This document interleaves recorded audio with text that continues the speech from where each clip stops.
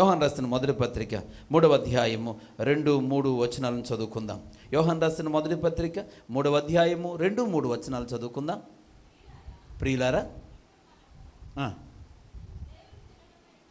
ఇప్పుడు మనము దేవుని పిల్లలమై ఉన్నాం. మనం ఇక ఏమవుతామో అది ఇంకా ప్రత్యక్షపరచబడలేదు, కానీ ఆయన ప్రత్యక్షమైనప్పుడు ఆయన ఉన్నట్టుగానే ఆయనను చూతుము గనుక ఆయనను పోలి ఉందుమని ఎరుగుదము. ప్రియులారా, ఆ తర్వాత మాట మనం చదివితే, ఆయన యందు ఈ నిరీక్షణ పెట్టుకొనిన ప్రతివాడును ఆయన పవిత్రుడై ఉన్నట్టుగా తన్ను పవిత్రునిగా చేసుకొనును. దేవునికి స్తోత్ర. పిల్లరా, ఇక్కడ దేవుని పిల్లలమైన మనందరం కూడా ఆయన పవిత్రుడిగా ఉన్నట్లుగానే మనలను కూడా మనం ఏం చేసుకోవాలి? పవిత్రపరుచుకోవాలి. హల్లెలూయా. పిల్లరా, మన జీవితంలో యేసుక్రీస్తు ప్రభువును మనం మాదిరిగా చేసుకోవాల్సిన అవసరం ఉంది. అక్కడ ముందు వచనంలో రాయబడింది, ఆయన ఉన్నట్టుగానే మనము కూడా ఆయనను పోలి నడుచుకోవాలి. ఆయనను పోలి నడుచుకోవాలి. ఆయన పోలి నడిచేటువంటి క్రమంలో ఆయన ఏం చేశాడు? తన్ను తాను పవిత్రపరుచుకున్నాడు, పరిశుద్ధంగా ఉండగలిగాడు. మనలను కూడా మనం ఏం చేసుకోవాలి? అపవిత్రం అవడం అనేది సహజం, కానీ దాన్ని శుభ్రపరచుకోవడం అనేది మన విధి. బట్టలు మాసిపోవడం అనేది జనరల్గా జరుగుతుంది, కానీ వాటిని ఉతుక్కోవడం అనేది మన బాధ్యత. పిల్లలు, ఉతుక్కోవడం అనేది మన బాధ్యత. అలాగే శరీరానికి మలినం అంటుకోవడం అనేది సహజం, కానీ వాటిని వెంటనే స్నానం చేసి శుభ్రం చేసుకోవడం అనేది మన యొక్క పిల్లల విధి, బాధ్యత. ఈరోజు అనేక మంది స్నానం చేయరండి. అది అంటే చాలా కష్టం. నేను తప్పు మాట్లాడలేదు పిల్లరా.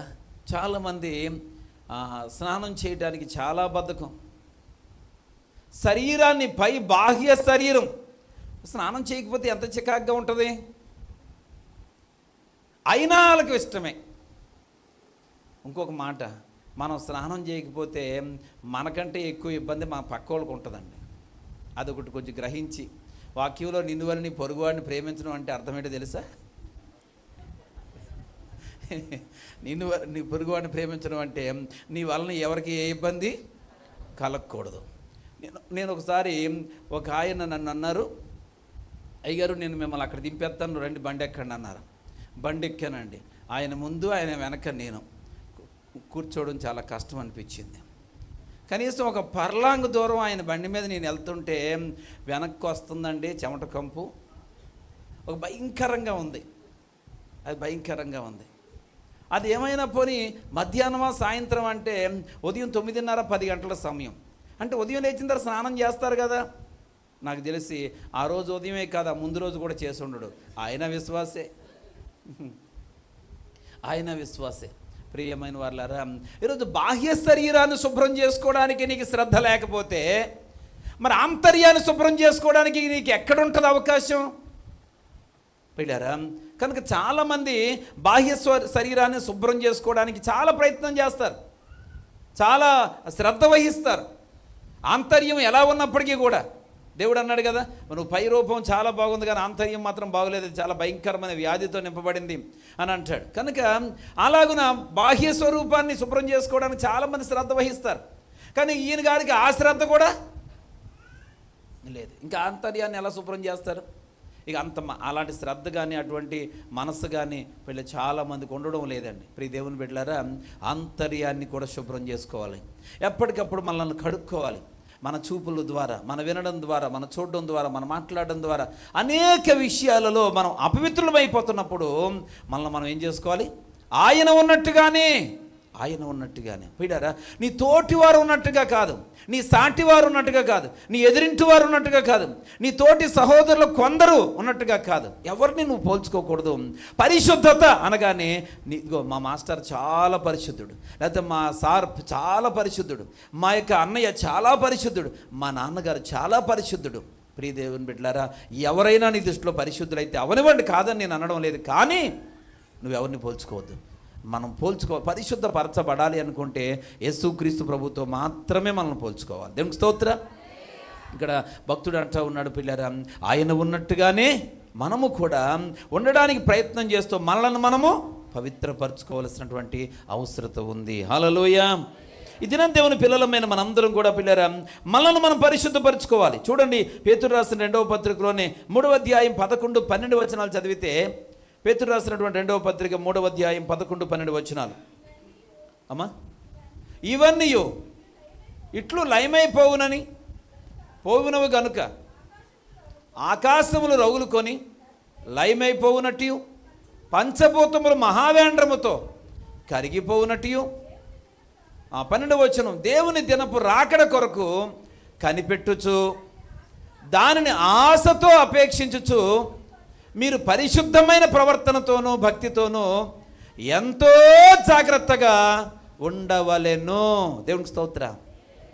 ప్రభు యొక్క రాకడ కోసం కనిపెట్టుచు మనం ఎలా ఉండాలంట? పరిశుద్ధమైనటువంటి ప్రవర్తనతో ఎంతో జాగ్రత్త. ఎంత జాగ్రత్త చెప్పండి, చెప్పండి. ఎంతో కొంత కాదు, కొంత జాగ్రత్త కాదు పిల్లారా, ఎంతో జాగ్రత్త గల వారిగా మనం ఉండాల్సిన అవసరం ఉంది పిల్లారా.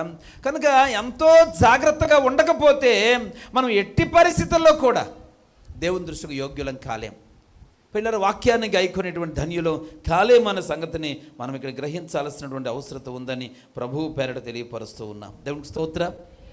ఎందుకంటే క్రైస్తవ సంఘాన్ని గురించిన ప్రత్యేకతను గురించి పిల్లలు మాట్లాడుతూ పౌలు గారు ఎఫెసీయులకు రాస్తూ ఒక మాట చెప్తాడు. ఎఫెసీయులకు రాసిన పత్రిక 5వ అధ్యాయము 25వ వచనం, 26వ వచనం, 27వ వచనాన్ని చూస్తే,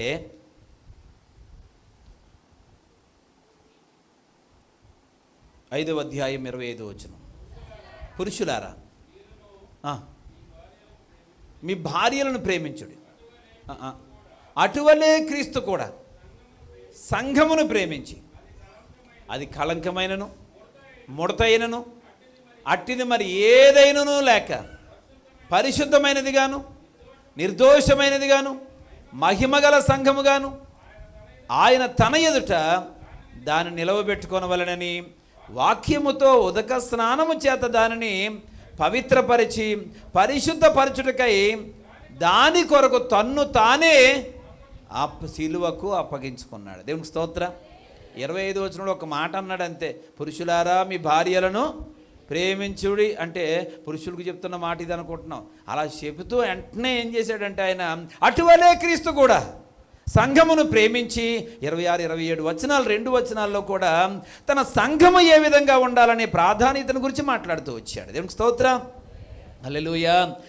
తనకు భార్య కాబోతున్నటువంటి సంఘం పిల్లరా, పెండ్లి కుమార్తె అనబడిన సంఘం, పెండ్లి కుమారుడిగా యేసు ప్రభు వారు తాను పోల్చుకుంటూ సంఘాన్ని పెండ్లి కుమార్తె అన్నాడు. కనుక ఇదిగో ప్రతి పురుషుడు కూడా భార్యను ప్రేమించాలి. హల్లెలూయా. పురుషులు ఏం చేయాలి? భార్యలను ప్రేమించాల్సినటువంటి అవసరం ఉంది. దేవునికి స్తోత్రం. ప్రియమైన వారలారా, మనం చూసినట్లయితే ప్రతి ఒక్కరు కూడా ప్రతి పురుషుడు కూడా ఏం చేయాలి? భార్యను ప్రేమించాలి, భార్యను ప్రేమించాలి. అలాగే తండ్రి అని దేవుడు కూడా సంఘాన్ని ప్రేమిస్తున్నాడు. హల్లెలూయా. చెప్పే దేవుడు చెప్పించుకోడు. ఎంత ప్రేమిస్తున్నాడు అంటే భర్త భార్యను ఎంత ప్రేమించాలో అంతకంటే ఎక్కువగా ఆయన ప్రేమిస్తూ ఉన్నాడు. దేవునికి స్తోత్రం. అటువలే క్రీస్తు కూడా సంఘమును ప్రేమించి అది కళంకమైనను ముడతైనను మరి ఏదైనా లేక నిర్దోషమైనది గాను నిష్కలంకమైనది గాను పిల్లలు పరిశుద్ధమైనది గాను ఉండవలనని దాన్ని పరిశుద్ధపరుచుకొని ఆ యొక్క పరిశుద్ధపరచడానికి తన్ను తానే సిలువకు అప్పగించుకున్నాడంట. స్తోత్రం చేద్దామా? హల్లెలూయా. అంటే సిలువలో ప్రాణం పెట్టినంతగా, తన దేహంలో నుండి రక్తం అంతటిని కార్చునంతగా ఆయన ఏం చేశాడు పిల్లరా? తన ప్రేమను వెల్లడిపరిచాడు. దేవునికి స్తోత్రం. హల్లెలూయా. ప్రాణం తీసే భర్తలు ఉన్నారు కానీ ప్రాణం పెట్టే భర్తలు లేరు. ఉన్నారంటారా? హల్లెలూయా. హల్లెలూయా. పిల్లరా, ప్రాణం తీసే భార్యలు ఉన్నారు కానీ ప్రాణం పెట్టే భార్యలు లేరు. కానీ ఒక రక్షకుడిని యేసుక్రీస్తు ప్రభువారు మాత్రమే మన కోసం ఏం పెట్టాడు? ఆయన ప్రాణం పెట్టాడు, తన్ను తాను సిలువకు అప్పగించుకున్నాడు. ఎందుకనంటే ముడతైనను డాగైనను కళంకమైనను మరి ఏదైనాను లేకుండా వాళ్ళని పవిత్రపరచుకోవాలనేటువంటి తాపత్రయం అది. దేవునికి స్తోత్రం. ఓవరాల్గా చెప్పాలంటే మనమందరము లేక సంఘము ఏ విధంగా ఉండాలంటే పరిశుద్ధమైనదిగా ఉండాలి. దేవునికి స్తోత్రం. ఏ సంఘమైతే పిల్లరం పరిశుద్ధపరచబడిన స్థితిలో ఉంటుందో, డాగు ముడత పిల్లరా ఇక మచ్చ లేనిదిగా ఉంటుందో, ఆ సంఘము దేవుని రాకడలో దేవుని రాజ్యానికి ఎత్తబడుతుంది అనడంలో సందేహము లేదు పిల్లరా. కనుక ఈరోజు వధువు సంఘం అనబడినటువంటి క్రైస్తవ సమాజం పరిశుద్ధంగా తను తాను సిద్ధపరచుకోవాల్సిన అవసరం ఉంది. పెండ్లి కుమార్తె పెండ్లి కుమారుడు కోసం ఎలాగైతే సిద్ధపడుతుందో అలాగే సంఘము కూడా ఖచ్చితంగా రాబోతున్నటువంటి దినాల్లో పెండ్లి కుమారుడిగా ఆయన మధ్యాకాశానికి రాబోతున్నాడు. పెండ్లి కుమార్తెగా సంఘము సిద్ధపడాలి. హల్లెలూయా. పిల్లరా, పెండ్లి కుమార్తె ఎక్కడ రాజీ పడదండి, ఎక్కడ రాజీ పడదు. సిద్ధపడడానికి ఆ యొక్క షాపులో ఏ వస్తువులైతే కొనుక్కున్నదో లేక కొన్నారో అవన్నీ ధరించేదాకా ఎంత ఆలస్యమైనా చెప్పండి, సిద్ధపడకుండా లేకపోతే అన్నీ ధరించకుండా బయటికి రాదు. దేవునికి స్తోత్రం. దైవజనులుగా మేము ఈ సమస్య చాలాసార్లు ఫేస్ చేసాం.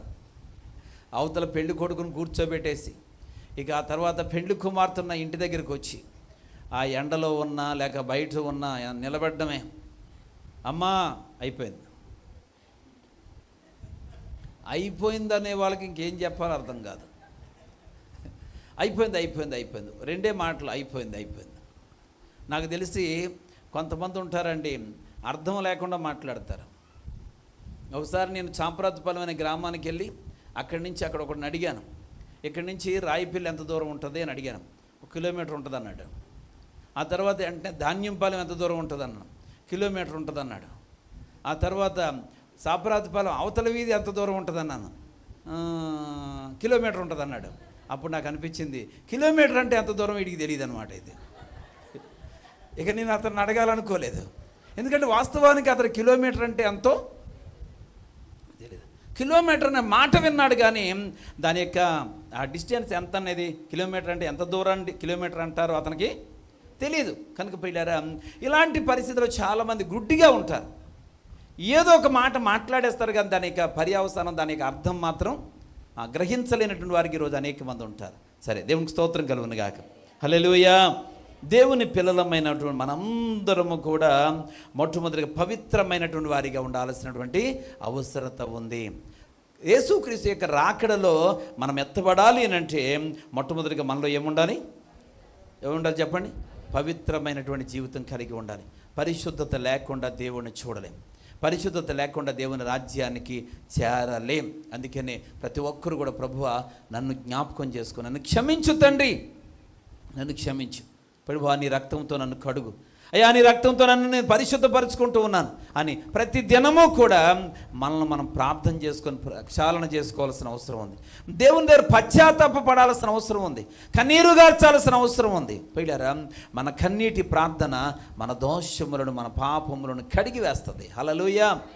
మన పశ్చాత్తాపంతో కూడిన ప్రార్థన మనల్ని పరిశుద్ధులుగా మార్చగలుగుతుంది. కనుక ప్రతి ఒక్కరూ కూడా దేవుని పాదాల దగ్గరకు వచ్చి కొంత సమయం మనల్ని మనం ఒప్పుకోవడానికి, మన జీవితాన్ని తలంచుకుంటూ ఒకసారి లోపాలను సరి చేసుకోవడానికి దేవుని పాదాల దగ్గర కొంత సమయాన్ని గడపాల్సిన అవసరం ఉంది. ఈరోజు శుక్రవారం లేక ఉపవాస ప్రార్థన అంటే చాలామందికి నిర్లక్ష్యం. ఈరోజు ఉపవాస ప్రార్థనలో నువ్వు శుభ్రం చేసుకోవడానికి మెరుగైన అవకాశం ఉంటుంది. హల్లెలూయా. ఉపవాస ప్రార్థన కాలక్షేపం కోసం చేసేది కాదు. ఉపవాస ప్రార్థనలు అనేక మంది నిర్లక్ష్యంగా ఇది రావాల్సిన అవసరం లేదన్నట్లుగా, ఇది నాకు సంబంధించింది కాదన్నట్లుగా అవకాశం ఉండి కూడా దుర్వినియోగం చేసుకునేటువంటి అజ్ఞానులు ఈనాటి క్రైస్తవ సంఘంలో చాలామంది ఉన్నారండి. సమయం యొక్క విలువ తెలియని వారు. పెట్టి దేవుని బిడ్డలారా, మనల్ని మనం శుద్ధి చేసుకోవడానికి ఉపవాస ప్రార్థన ఎంతో ఆశీర్వాదకరమైంది. ఎందుకు శుద్ధి చేసుకోవాలి? శుద్ధి చేసుకుంటే కలిగే లాభం ఏంటి అని అంటే, దేవుడు ఏ అద్భుతమైన కార్యం చేయాలన్నా నీ పరిశుద్ధతను చూస్తాడు. పాత నిబంధన గ్రంథంలో అనేక సార్లు మోషే తన ఇశ్రాయేలు ప్రజలతో చెప్తాడు, దేవుడు రేపొద్దున మీ మధ్యలో అద్భుత కార్యాలు చేయబోతున్నాడు, కనుక మిమ్మల్ని మీరు శుద్ధి చేసుకోండి. హల్లెలూయా. దేవుడు ఆశ్చర్యమైన కార్యాలు జరిగించాలి అని అంటే మనల్ని మనం ఏం చేసుకోవాలి? పరిశుద్ధపరచుకోవాల్సిన అవసరం ఉంది. పరిశుద్ధపరచుకోకుండా దేవుడు ఏ అద్భుతము ఈ భూలోకములో ఉండగా చేయడు. అలాగే పరిశుద్ధత లేకుండా దేవుడు తన రాజ్యానికి కూడా మనల్ని చేర్చుకోడు అనే విషయాన్ని ఈరోజు గ్రహించాల్సిన అవసరం ఉంది. ఒకవేళ దేవుని రాకడలు ఎత్తబడకపోతే, విడవబడితే భయంకరమైనటువంటి పరిస్థితి. కనుక ఆ భయంకరమైన పరిస్థితి మనకు రాకుండా ఉండాలంటే మనమందరము కూడా మనల్ని మనం పరిశుద్ధపరచుకోవాలి.